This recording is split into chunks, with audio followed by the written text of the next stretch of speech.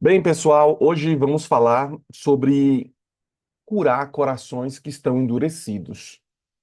Eu penso que boa parte dos problemas que nós temos são porque as janelas de nossa alma estão abertas. E ao estar abertas, nós deixamos entrar coisas que não deveriam entrar em nossa vida. Em especial, o nosso coração.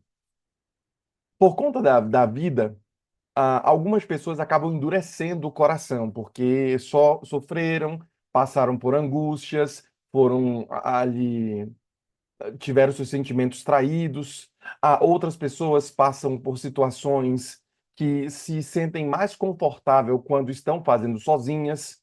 Por isso, hoje eu quero falar a vocês sobre a cura para quem está com o coração duro.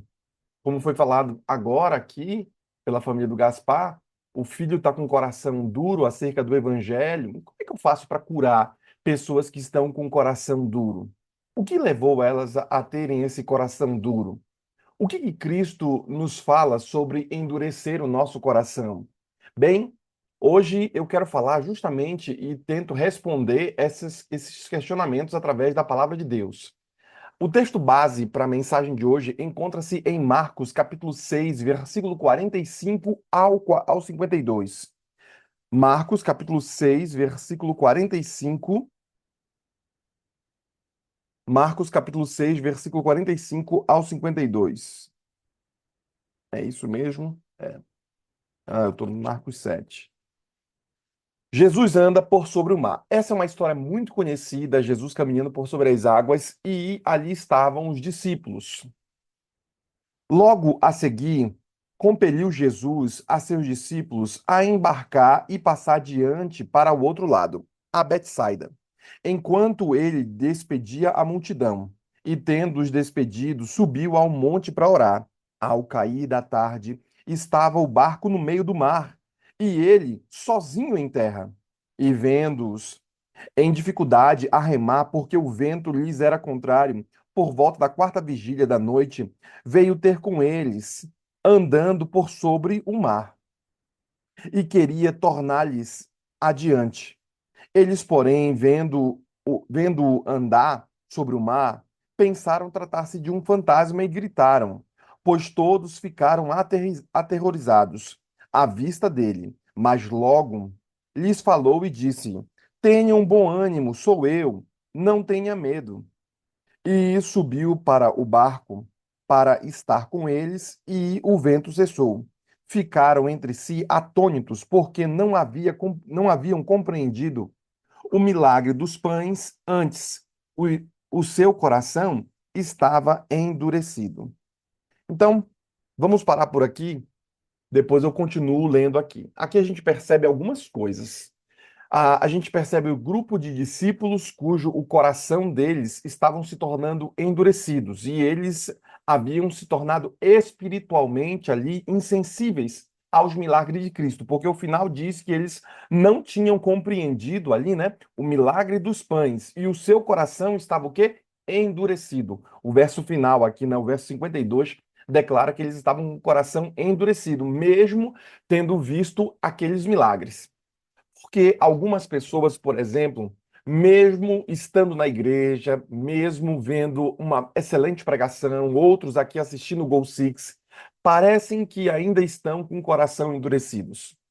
Por que será que algumas pessoas vão para a igreja e voltam da igreja e parece que nada é mudado na vida dela? No caso, os discípulos aqui, eles estavam assistindo ali o milagre acontecendo, estavam participando dos milagres, dos pães aqui, né? O milagre dos pães. E eles juntaram todo aquele cesto, os 12 cestos foram juntados depois das comidas que sobraram, e ainda assim eles estavam sem acreditar naquilo que os seus próprios olhos estavam vendo. Bem, eles haviam se tornado insensíveis quanto à mensagem de Cristo. Eles tinham acabado de observar e de participar de talvez o maior espetáculo que a humanidade já viu, do milagre de todos os milagres, que era o milagre de pessoas que foram alimentadas pelos pães e os dois peixinhos daquele menino lá. Lembra que a mãe preparou lá um lanche, não tinha comida para ninguém, sei quantos mil pessoas lá, E aí então Jesus foi lá e fez o milagre da multiplicação. Não dividiu o pão. Lembre-se que Cristo não dividiu o pão ali. Cristo multiplicou o pão. Existem muitas pessoas ali com a ideia de que Cristo era uma espécie de Marx, né? Ou ele era uma espécie de. Eles usam esse episódio para dizer, tá vendo? Jesus dividiu os bens, você deve dividir também sua casa, suas coisas e tudo mais. E eles usam essa passagem. Veja, Jesus Cristo nunca dividiu. Jesus Cristo multiplicou. Então, como crente, nós não podemos dividir, nós temos que multiplicar. Fazendo esse corte, depois de Jesus dizer ali, né, Jesus chega com eles e diz para eles entrarem em um navio e navegar para o outro lado do mar da Galileia, vão para lá e daqui a pouco eu me encontro com vocês. Jesus vai para a área isolada ali para orar. Puxa, como é que Jesus vai nos encontrar se ele nos manda ir sozinhos para lá? Como é que ele vai vir? Porque ele bate com a gente. Essas coisas ficaram ali, obviamente, na memória deles, e eles ficavam atônitos, de acordo com o texto bíblico. Jesus vai orar, e ali, mais tarde, ele se junta a eles no meio de uma tempestade. Todo mundo morrendo, a tempestade muito forte, e Jesus vai lá e se junta a eles. Ele vai lá, acalma o mar e ele leva o pessoal em segurança até a margem. Bem, essa é a história que nós lemos aqui. Essa talvez, quando eu leio isso daqui e eu vejo o texto aqui, talvez seja a condição mais miserável que um cristão possa se encontrar. De não acreditar em milagres, de não acreditar naquilo que os seus próprios olhos veem. Como é sabido, aqui no Gol Six nós já tivemos muitos milagres. Ana Rodrigues está sempre orando aí e nós teremos mais milagres sendo respondidos, mais orações sendo respondidas. O problema está que algumas pessoas, mesmo com as orações respondidas, não permanecem fiéis. Também é sabido que algumas pessoas já colocaram seus nomes nas orações aqui, outras receberam um milagre, receberam a resposta do Senhor, foram abençoadas e hoje já não estão já no meio de nós. Você deve conhecer algumas dessas pessoas que, quando estavam necessitadas, quando estavam no hospital, quando estavam sofrendo, quando estavam passando por tribulação, estavam aqui no Gol Six clamando, pedindo, Senhor, me abençoe, ore por mim e tudo e tal. Hoje já não estão. Bem, esse é um fato que talvez a condição mais miserável do ser humano seja esta, de estar espiritualmente insensível à obra de Deus. E por isso a importância de você ter atenção à mensagem que hoje estarei falando a vocês. Aqueles homens que ali estavam, né, não tinham virado as costas para Cristo, ou mesmo virado as costas para a sua obra. Eles estavam muito envolvidos na obra. Não estou falando de gente de fora da igreja aqui, tá, pessoal? Eu estou falando com gente que está na igreja, porque os discípulos estavam muito envolvidos na obra, estavam distribuindo os pães, fazendo todas as coisas e tudo, mas o coração deles não estavam ali. Ainda assim, o coração dos discípulos se tornou endurecido. É um fato de que existem pessoas que estão aqui no Gol Six assistindo, outras pessoas estão ali participando na igreja, até mesmo liderando a igreja, mas o seu próprio coração não está envolto das coisas com Deus da igreja. Primeira evidência do coração endurecido, eu quero mostrar a vocês.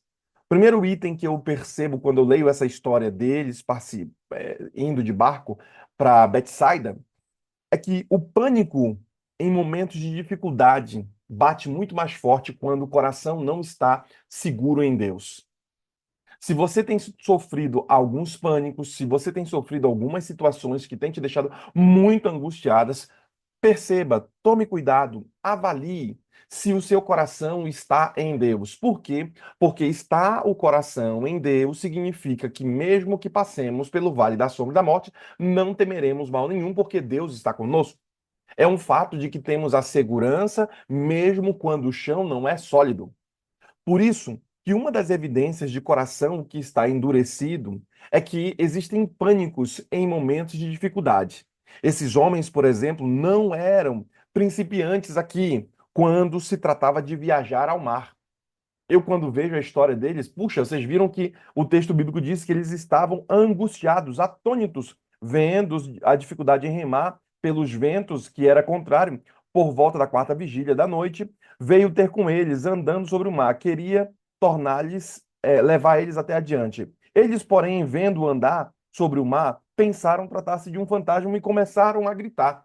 Há outro texto bíblico que fala que eles ficaram extremamente angustiados e gritaram demais. Bem, a angústia vai bater a sua porta. A pergunta é: como é que está seu coração? Será que você vai saber receber a sua dificuldade? Talvez não hoje. Esse sermão fará sentido para você, mas talvez esse sermão vai fazer sentido quando você estiver com o coração muito apertado, quando você estiver com muita angústia. Guarda essa porção de bênção no seu bolso, para que, se você não está enfrentando problemas hoje, você poderá enfrentar problemas em algum momento. Essa mensagem vai te ajudar a ter o coração mais seguro. Por isso, quando eu vejo aqui que aqueles homens eram homens ali que viviam do trabalho da pesca, eles já eram ali acostumados, não eram gente principiante. O pânico toma conta deles por conta daquela chuva demais ali e o mar estava muito revolto. Eles também estavam familiarizados, amigos, com o mar da Galileia e as suas tempestades frequentes e violentas. Eles estavam familiarizados com aquilo. Porque os caras ficaram extremamente angustiados com aquela chuva que teve que Cristo sair lá de onde estava orando para ir correr até eles e salvá-los. Porque os caras estavam extremamente angustiados. Eles de fato pensariam que ali iriam morrer. Bem, você acabou de ver um milagre, você viu o milagre da mão de Deus, você viu o próprio Cristo, porque Cristo já havia se revelado para eles, e agora os caras acham que vão morrer. Bem, no capítulo 4, nós temos aqui o relato de Jesus acalmando outra tempestade e repreendendo seus discípulos por falta de fé. Você vê ao capítulo 4 falando sobre eles que estavam com falta de fé. No entanto, irmãos, eles não estavam vivendo pela fé. O problema do crente é que o crente às vezes não vive pela fé. O crente vive por causa do trabalho, muitos crentes estão vivendo por causa do dinheiro, outros estão vivendo por causa das suas próprias concepções mentais, mas não estão vivendo por fé. Eles não poderiam reivindicar ali as promessas de Deus, porque se estivessem vivendo pela fé, eles ali reivindicariam as promessas do Senhor. Mas como eles não estavam vivendo pela fé, eles achavam que aquilo ali iria matá-los. Bem, talvez você que esteja vivendo alguma angústia na sua vida, seja o caso de voltar a viver pela fé. E aí, então, pela fé, conseguir a vitória. Quando nós permitimos aqui que os nossos corações se tornem irmãos endurecidos para as coisas de Deus, nós não vamos conseguir ver além dos olhos humanos. Nós também vamos começar a entrar em pânico em meio às provações que temos em nossa vida. Tem gente que está entrando em pânico, passando muito mal por conta das provações de sua própria vida. Eu penso que seria importante que você voltasse a estabelecer de que Deus é por você. Lembra que falei num certo sermão de que a, a promessa que existe na Bíblia, as promessas que existem na Bíblia, essas promessas elas existem ali para nos acalmar o coração e termos a certeza de que quem prometeu é fiel e justo para cumprir? Essas promessas, se você não tiver acesso a essa promessa no dia da sua angústia, você não vai conseguir vencer. A angústia vai sucumbi-lo. Você talvez tenha uma síndrome do pânico, você talvez tenha uma depressão, você talvez tenha ali algum outro problema. Lembre-se que essas coisas elas são químicos e mentais. Ou seja, você tem que ver quando você tiver com depressão, com alguma coisa, se o seu corpo, se a sua química do corpo está ok, as vitaminas que você precisa tomar, fazer um exame de sangue para ver o que está baixo, se sua B12 está baixa, ou se outra coisa, se sua D3 está baixa. Depois que você fez essa avaliação física, agora você vai ali para o psicólogo, psiquiatra, você vai ali avaliar as questões mentais. Da onde vem esse problema? Da onde vem essa dificuldade? Por que digo isso? Porque quando permitimos que o nosso coração se torne endurecido para as coisas de Deus, nós também vamos começar a entrar em pânico. Nós também vamos começar a entrar em pânico no meio das situações difíceis da vida. Sabendo disso, existem aqui algumas frustrações e fracassos. Saiba que mais um item que evidencia o coração endurecido é a frustração e o fracasso. Como é que é isso, pastor? Lembre-se que eu falei uma vez que a gente A gente sempre aprende, a gente sempre ganha, a gente nunca perde. O que quero dizer com isso? Que quando você perde, você realmente não perdeu se sua cabeça estiver no lugar certo. Você ganhou. Por que você ganhou se eu acabei de perder, pastor? Acabei de ter uma frustração, acabei de ter um problema. Quando você tem essas dificuldades, você nunca perde porque você aprende. Espera-se que você aprenda com os seus erros. E o inteligente é aquele que consegue aprender com os erros dos outros. Ele consegue ir mais rápido.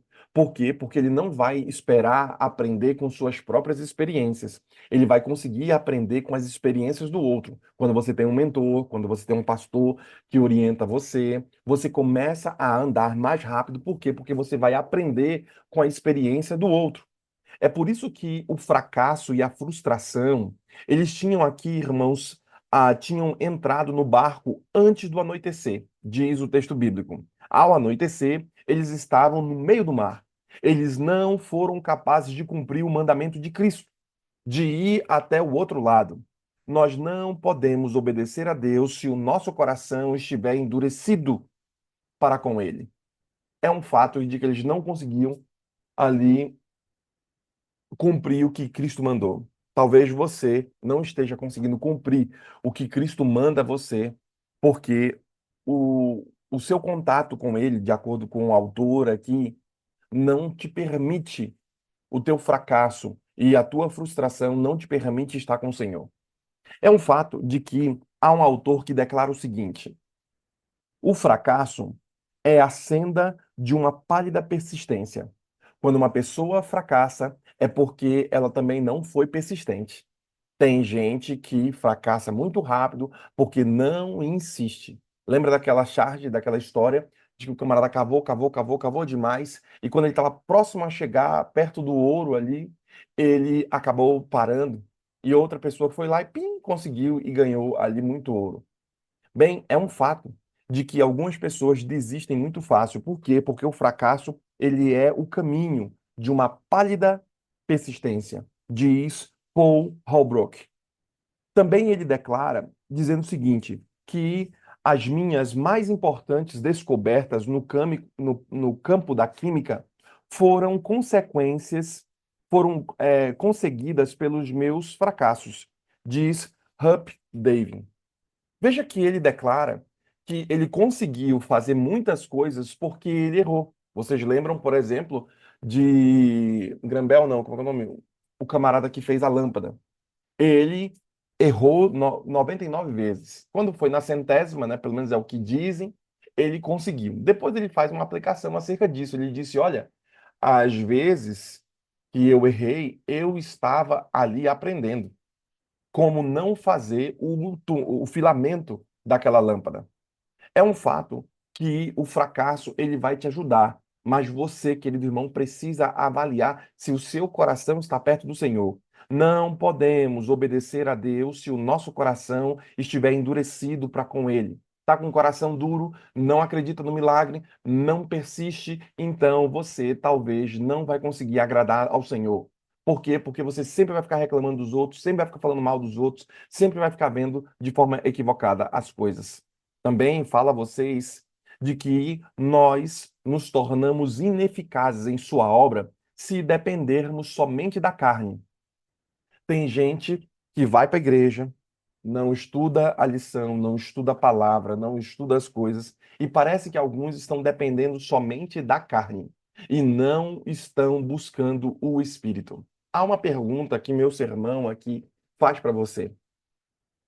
Quanto tempo era Thomas Edison? Isso mesmo, Etel. Como é que você faz? Sabe que Jesus não precisava, Jesus era Cristo, era Deus, e ele nunca pecou, e ele passava a vida em oração. Nós não conseguimos nos comparar, nem o melhor cristão, com a vida de Cristo. Há um gap, uma distância muito grande. Se Cristo teve que orar, por que você não ora? Se ele julgava que havia uma necessidade enorme dele ter esse contato com Deus mais íntimo, então por que você julga que não precisa ter esse contato com Deus mais íntimo?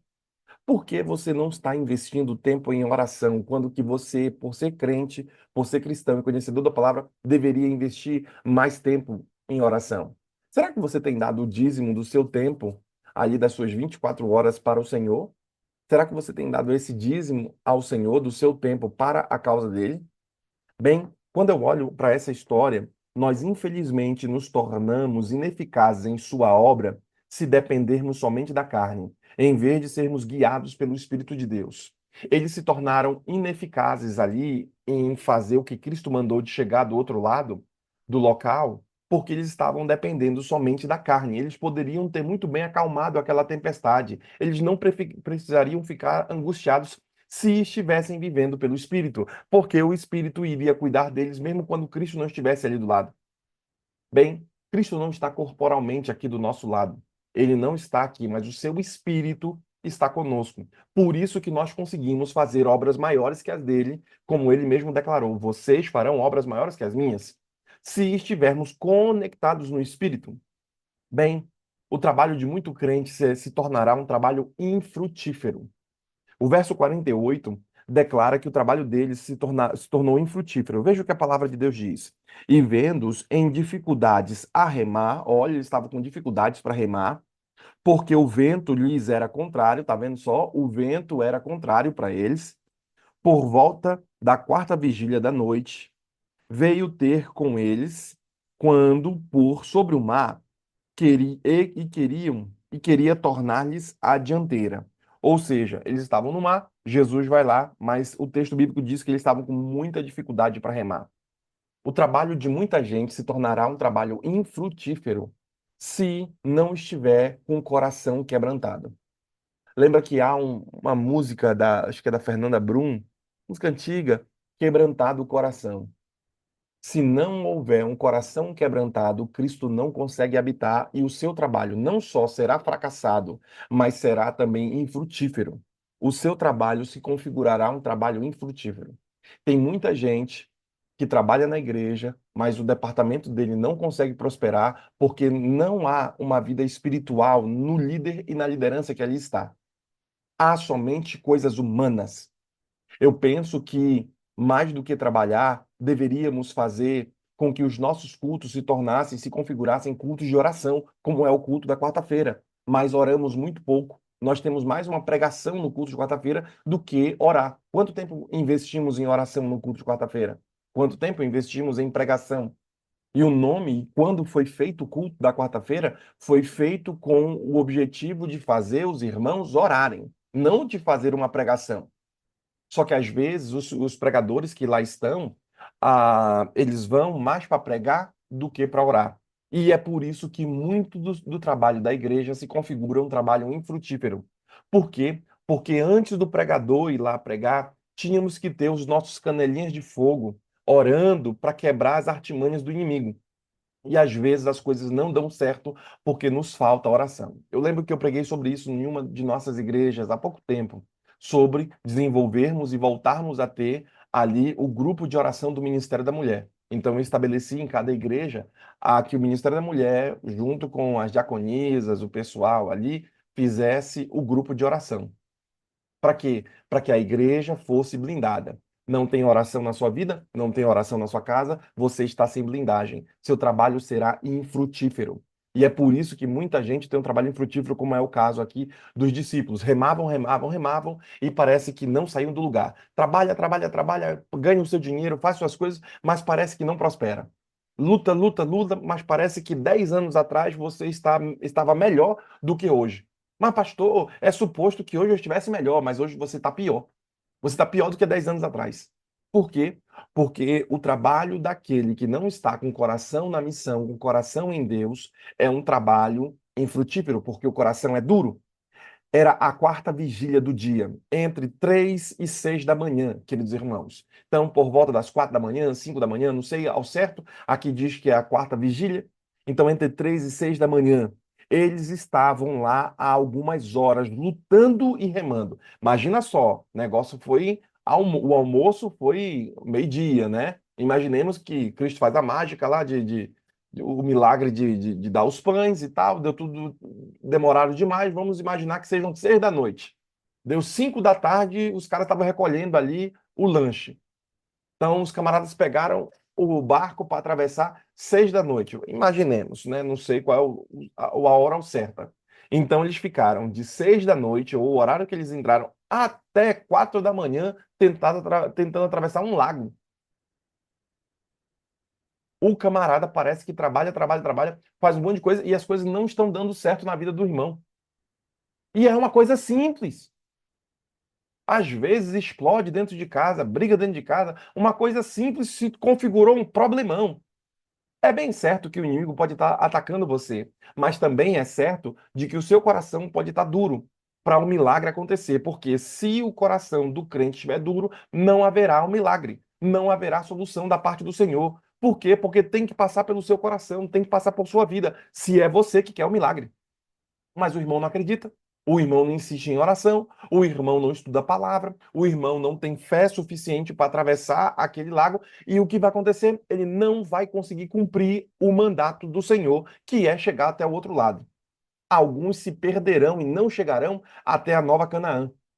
Alguns se perderão no caminho. E é por isso que a quarta vigília mostra para gente aqui que eles estavam de forma infrutífera tentando navegar e sair daquele local e não conseguiam sair.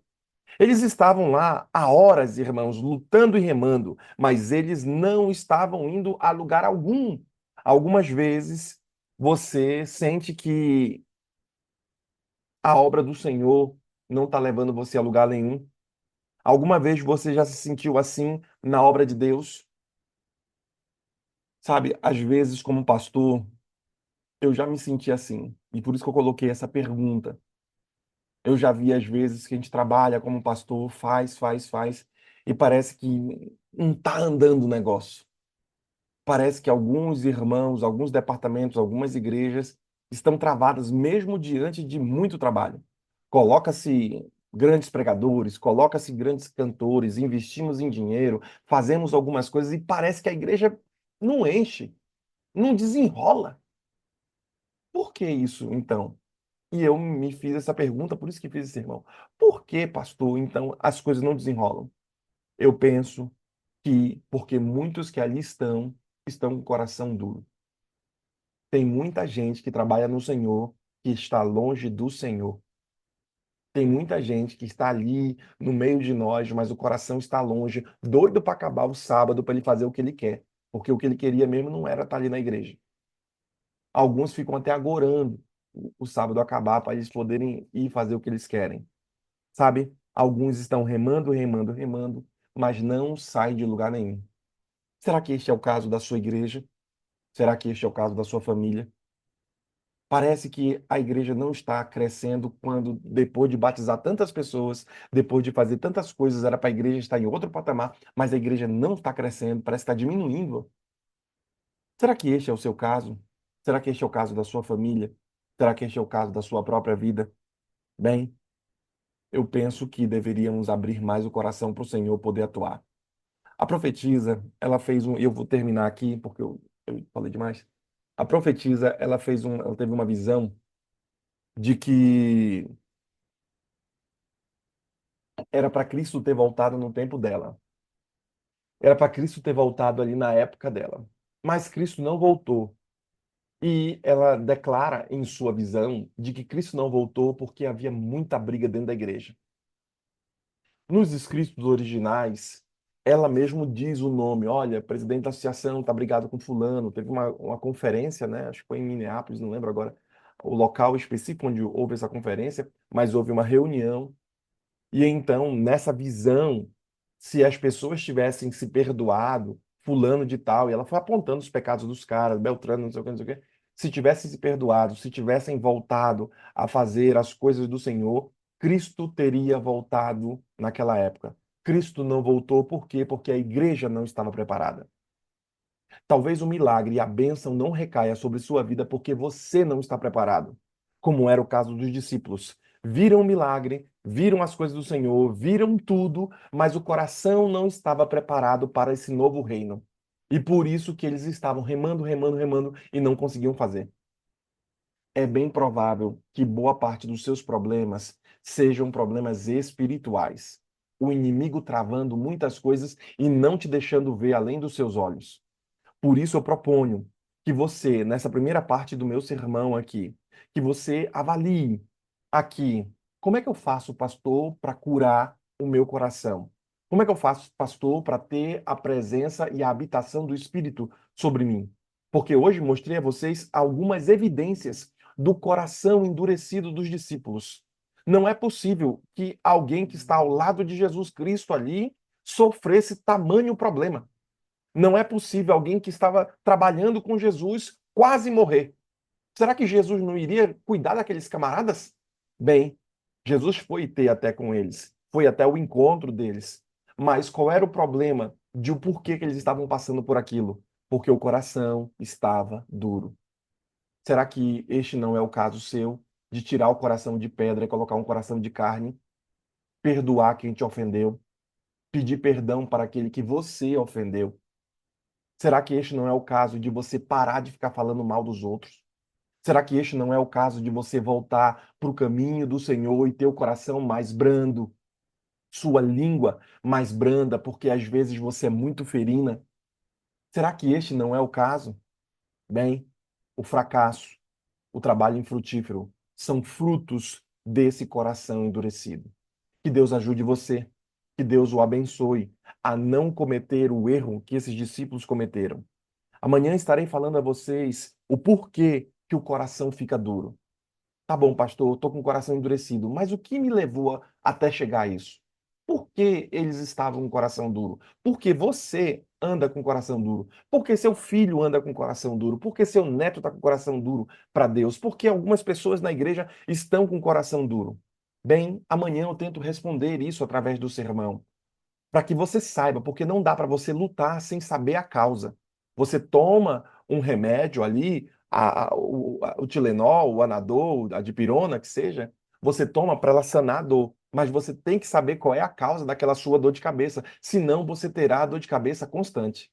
É possível que você, às vezes, nem saiba o porquê que você está sofrendo o que está sofrendo. É possível que você, às vezes, nem saiba o porquê que você está passando por esse vale. Bem, amanhã eu tento responder porque o nosso coração fica duro.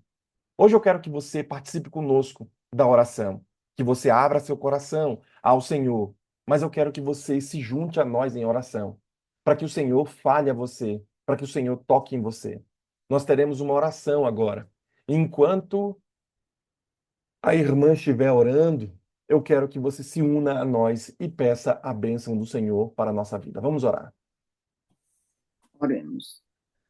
Querido Deus, querido Pai que está nos céus, tu estás nos céus, Senhor, mas estás também pertinho de nós, aqui no nosso coração.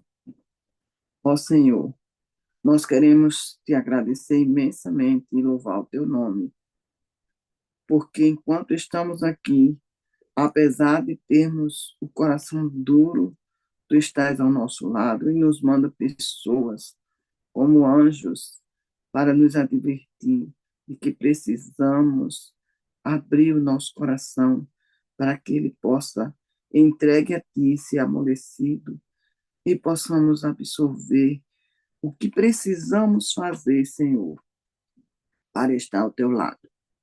Ó Deus querido, nós queremos te agradecer muito pela vida do pastor Anderson. Ó Deus, cuide dele para que ele possa continuar recebendo as tuas bênçãos e nos orientando no que devemos fazer e como devemos fazer. Queremos te agradecer por Roseli, que está sempre aqui, também nos ajudando. Queremos te agradecer por Ana Rodrigues, que orou por cada um de nós. E, ó Deus, neste momento, nós queremos entregar o nosso coração a Ti, Senhor.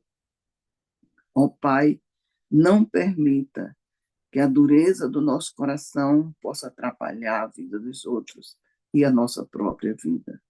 Senhor, nós precisamos e nós queremos entregar a nossa vida a Ti. Derrama sobre nós o Teu Espírito Santo, para que nós possamos fazer a Tua obra aqui na terra. Ó Deus, somos cristãos e levamos o Teu nome, o nome de Cristo, às pessoas. Não permita que pela dureza do nosso coração, esse Cristo possa ser encoberto e os outros não possam ver em nós. Por favor, Deus, vem nos ajudar, vem nos ensinar. E como tu aparecestes para salvar os discípulos naquela noite, chamando-os de homens de pequena fé, que por causa da pouca fé, eles estavam naquele problema. Ó Deus, vem nos socorrer. Segura firme na nossa mão, para que possamos caminhar contigo e vencermos. Ó Pai querido, vem abençoar cada cristão que nesse momento está aqui, rogando pelo teu Espírito, rogando pela tua presença. Ó Deus, vem transformar o nosso coração, vem quebrantar o nosso coração para que possamos te receber nele, para que possamos andar como tu queres que andemos, ó Deus. Tu deixaste o exemplo, tu és maravilhoso. Teu filho padeceu na cruz e ele sentiu necessidade de rogar que passasse aquele cálice dele, mas ele se submeteu à tua vontade, Senhor. Ó Deus, quem somos nós para não nos submetermos à tua vontade? Senhor, por favor, nós somos tão pequeninos, precisamos tanto de ti. Vem, Senhor, ficar ao nosso lado. Nós queremos entregar o nosso coração, a nossa vida a ti. Que nós possamos, ó Deus, ser um exemplo para as outras pessoas. Nós temos a responsabilidade de levar a luz às pessoas, porque tu disseste que nós somos luz para brilhar onde nós formos, que nós somos sal para aperfeiçoar o sabor da vida. Ó Senhor, não permita que as dificuldades nos afastem de ti, que as dificuldades nos levem para longe das nossas responsabilidades. Por favor, Senhor, vem nos ajudar. Nós queremos segurar firme na tua mão e caminhar até a tua volta, porque sabemos que tu estás muito pertinho de voltar. E sabemos também, Senhor, que muitas vezes, com a nossa vida, com o nosso exemplo, nós atrasamos a tua volta, Senhor. Não permita que isso aconteça conosco. Vem habitar em cada um de nós. Cada pessoa que está aqui está com o coração ansioso para te ver voltar. Por favor, nos prepara para esse grande evento da nossa vida. Cuide dos nossos filhos, dos nossos netos, dos nossos queridos, Senhor, dos nossos enfermos. Fica ao nosso lado e ao lado deles. Dá-nos um dia na tua presença e que possamos, cada dia, termos mais aproximação contigo, mais comunhão contigo. Que nós possamos dar o nosso tempo para ti. Nós damos o dízimo em dinheiro, mas nós precisamos, como o pastor falou, dar o dízimo do nosso tempo. Não só o dízimo, Senhor, mas nós precisamos estar unidos a ti a cada instante da nossa vida. Portanto, Deus, nós entregamos a nossa vida em tuas mãos. Vem moldá-la. Ó Deus, vem quebrantar o nosso coração para que nós possamos ver o que precisamos fazer. Nós queremos a tua presença neste dia, Senhor, e na nossa vida. E suplicamos isso em nome e por amor de Jesus. Amém.